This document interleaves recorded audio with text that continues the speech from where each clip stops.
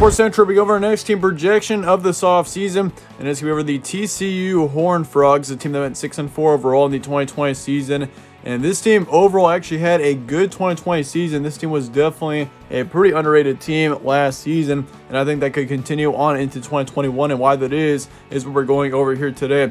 We're going to go over a few players that TCU will be losing, who they're returning, and also looking at their schedule for the first time this offseason, starting out with the previous 6 games for TCU. And once again, this team was 6-4 last season. Overall, pretty good season once again for TCU, especially down the stretch. This team really played well. They finished their last 5 games 4-1. Last 6 games they were 5-1. So overall a great finish to the season for TCU. They beat Baylor 33-23, beat Texas Tech 34-18. They lost to West Virginia 6-24. Not sure what happened in that matchup there. But they had a bye week, and then they were able to regroup and have a couple of great wins to finish out this season. They beat Kansas 59-23, Oklahoma State 29-22. Then, of course, they beat Louisiana Tech 52-10 to finish out the season. First 5 games, this team was 2-3. Last 5 games, they were 4-1. So once again, you can definitely see that improvement for TCU over the course of 2020, as this team started out the season not so great, but they finished it out at a great pace for sure. I mean, once again, they finished out the season with a huge win over a good Louisiana Tech team. Let me remind you, 52-10. So TCU is a team I think to watch out for sure next season. This team has got a great amount of momentum going into the 2021 season. Looking at your roster preview going into next season, your starting quarterback Max Duggan, he's coming back to TCU next season. And at the start of his career, Max Duggan looked like one of the worst quarterbacks in all of the Power 5, but he really was able to improve on that last season. He's still not a great quarterback, but he definitely was a good quarterback last season, as he put up just right around 1,800 yards, 10 touchdowns, 4 interceptions, and a 61% completion rate. So there is still a lot to improve from there for Max Duggan, but he is definitely a quarterback that I think is on the rise right now, and he definitely could come to be a surprise of a quarterback next season. Because I mean, if you look at him in the previous years of his career, I mean, once again, Max Duggan was widely considered to be probably the worst quarterback in the Big 12 easily when he played back in 2019, as he only had a 53% completion rate in 2019. He improved that by 8% last season, going up to a 61% completion rate. So Max Duggan is a huge player to watch out for next season, and I think for TCU they're going to be just fine with him. Darwin Barlow is also coming back to the team. Looking at him last season, he was the top running back, of course, for TCU, putting up just over 500 yards, or just right around 500 yards and 4 touchdowns. As for Zach Evans, he's also coming back, second running back for this team, put up just right around 500 yards and 4 touchdowns as well. So they got 2 great running backs coming back. That's going to be huge for this team moving forward, especially in the skill players position. As for the receiving core, this team's looking great as well. Quentin Johnston is coming back. Same thing with Barber and Davis. All 3 of them are coming back to this team next season, which this team is very dangerous in the skill players position offensively. Like, honestly, this offense in general is looking very, very good going into the next season. It is going to be a fun team to watch, I think, for TCU next year.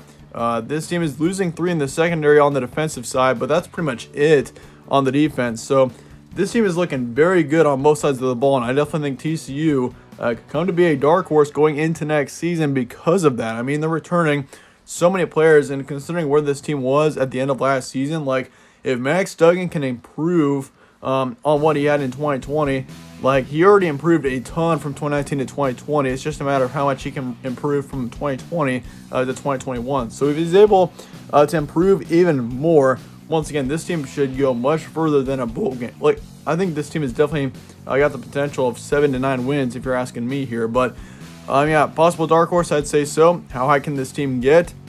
And that's what we're going to go over next with your schedule. You start off the season, of course, on September 4th against an FCS opponent. So that's going to be pretty easy. You got California, then after that, SMU as well. So all 3 of those games, I'd say, are definitely going to be winnable ones for TCU. I would not be surprised if TCU won all 3 of those.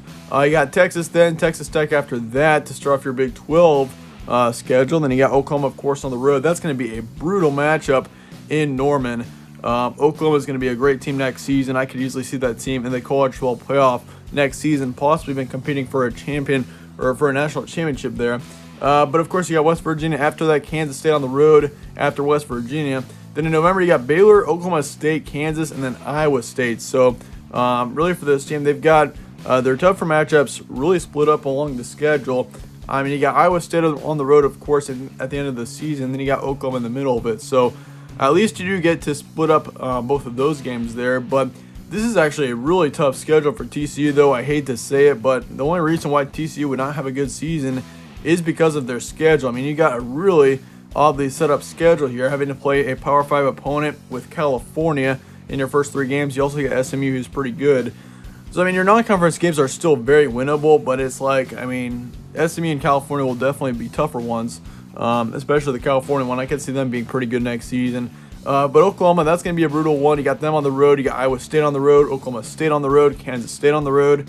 All 4 of those games are going to be pretty tough ones, and having to play all of those teams on the road is not going to be a very good look for this team. But looking at the first half of the season, I think those first 3 games you should start out 3-0. You should is what the keyword is going to be there.